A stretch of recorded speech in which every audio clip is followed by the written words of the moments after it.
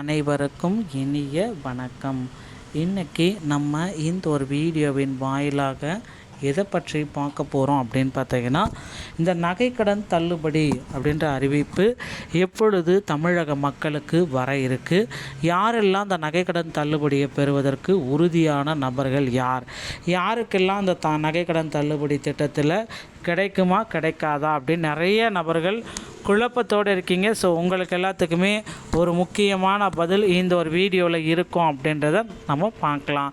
தமிழக வெற்றி கழகத்தின் தலைவர் முதல்வர் விஜய் கூட்டுறவு வங்கிகளில் 5 சவரன் வரையிலான நகைக்கடன் தள்ளுபடி செய்யக்கூடும் என்ற எதிர்பார்ப்பு குறித்து இந்த ஒரு வீடியோவில் நம்ம பார்க்கலாம். தள்ளுபடி செய்யக்கூடும் என்ற எதிர்பார்ப்பு குறித்து இந்த தகவல் தான் நாம் சொல்ல போகிறோம். நடுத்தர வர்க்க மற்றும் கிராமப்புற மக்களின் அவசர தேவைகளுக்கு முதன்மை ஆதாரமாக திகழும் நகைக்கடன் வெறும் நிதி சார்ந்த விஷயம் மட்டுமல்ல, பெண்களின் உணர்வுபூர்வமான பாதுகாப்பான அம்சமாகவும் பார்க்கப்படுகிறது. முந்தைய ஆட்சிகளில் இத்தகைய தள்ளுபடிகள் பெரும் அரசியல் தாக்கத்தை ஏற்படுத்திய நிலையில் தற்பொழுது டிவிகே அரசின் இந்த நகர்வு மத்தியில் பெரும் நம்பிக்கையை விதைத்துள்ளது. இருப்பினும் அரசின் இந்த நலத்திட்டம் தகுதியுள்ள பயனாளர்கள் யார் என்பதை குறித்த விவாதங்களும் எழுந்துள்ளன. ஒட்டுமொத்தமாக இந்த திட்டம் சாதாரண மக்களின் வாழ்க்கை சுமையை குறைப்பதோடு தமிழக அரசியலில் ஒரு முக்கியமான சமூக பொருளாதார மாற்றமாக கருதப்படுவதை இந்த வீடியோவின் வாயிலாக பார்க்கலாம்.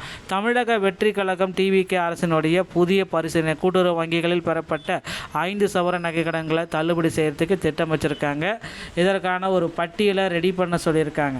திட்டம் பார்த்திங்கன்னா, கூட்டுறவு வங்கிகளில் 5 சவரன் வரை நகைக்கடன் தள்ளுபடி. உணர்வு மற்றும் அரசியல் மக்களின் வாழ்க்கை சுமையை குறைக்கும் உணர்ச்சிபூர்வமான முடிவு. ரீபேமெண்ட் கலாச்சாரத்தில் மாநில நிதிநிலை மீதான தாக்கத்தை இது ஏற்படுது. ஸோ திட்டத்தினுடைய அடிப்படை வடிவம் 5 முக்கியமாக அதில் 5 சவரன் வரை கூட்டுறவு வங்கிகள் மட்டும்தான் கிராமப்புற மற்றும் நடுத்தர வர்க்க குடும்பங்களுக்கு இது தள்ளுபடி கிடைக்கும் அப்படின்றது சொல்கிறாங்க.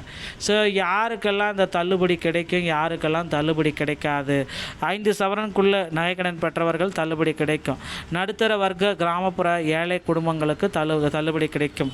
அவசர தேவைகளுக்காக கூட்டுறவு அமைப்புகளை முழுமையாக நம்பியிருப்பவர்களுக்கு தள்ளுபடி கிடைக்கும். விலக்கு அளிக்கப்பட்டவர்கள் யாருக்கு இல்லை? அரசு ஊழியர்கள் மற்றும் அவர்தம் குடும்பத்தினருக்கு கிடையாது. கூட்டுறவு சங்க ஊழியர்கள் அவர்தம் குடும்பத்தினருக்கும் கிடையாது. வெள்ளை ரேஷன் அட்டை வைத்திருப்பவர்கள் அவர்களுக்கும் கிடையாது. தவறான விவரங்கள் ஏதாவது டாக்குமெண்ட்டில் தவறாக அனுப்பிச்சிட்டிங்கன்னா உங்களுடைய இந்த தொகை உங்களுக்கு நகைக்கடன் தள்ளுபடி அப்படின்றது கிடையவே கிடையாது. ஸோ இது எல்லாமே கரெக்டாக பார்த்துக்கோங்க. ஏழை மற்றும் நடுத்தர மக்களின் நாடி நரம்பு வெறும் பொருளாதார நிவாரணம் அடையாது, ஒரு உணர்ச்சி பூர்வமான மீட்பு. கொரோனா காலத்திற்கு பிறகு பல குடும்பங்கள் வாழ்வாதாரத்தை காக்கவும் பாரம்பரிய நகைகளை அடகு வைத்தனர். முந்தைய ஆட்சியில் மு.க. ஸ்டாலின் தள்ளுபடியின் பொழுது என் தாலி மீண்டும் வீட்டுக்கு வந்து விட்டது என அழுத பெண்களின் நிகழ்வுகள் இதில் உணர்ச்சி பூர்வமான தாக்கத்தை ஏற்படுது. நகைகள் வீட்டிற்கு திரும்பும் பொழுது கடனை அடைப்பதை விட குடும்பத்தின் மன நிம்மதி, பெண்களின் சுயமரியாதை மீட்டெடுக்கும் ஒரு சமுதாய நடவடிக்கை இதில் இருக்குது அப்படின்னு சொல்கிறாங்க. ஸோ கூட்டுறவு வங்கிகளில் விவசாயிகள், சுய உதவி குழுக்கள், சிறு விவசாயிகளுக்குடைய தள்ளுபடி இதில் அடங்கும். வெறும் ஆபரணம் தகையில் அவசர காலத்தில் இந்த நிதி உதவுது. ஓகேங்களா? நெருக்கடி, சுழற்சி மற்றும் கடன் வேலைகளிலும் இது உதவுது. நலத்திட்ட அரசியலுடைய வரலாறு. கூட்டுறவுத்துறை அமைப்புகள் மூலம் பெண்கள் மற்றும் விவசாயிகளுக்கு முன்னுரிமை ஜெயலலிதா காலத்திலே ஆரம்பிச்சிட்டாங்க. கூட்டுறவு வங்கிகளில் பெறப்பட்ட நகைக்கடன்கள் தள்ளுபடி ஸ்டாலின் தலைமையில் ஆரம்பிச்சிட்டாங்க.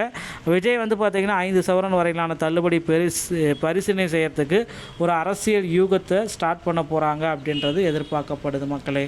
ஸோ இதுதான் தற்சமயம் இந்த நகைக்கடன் தள்ளுபடியை குறித்த ஒரு சில முடிவுகளை தான் இப்போ நீங்கள் பார்த்துட்ருக்கீங்க.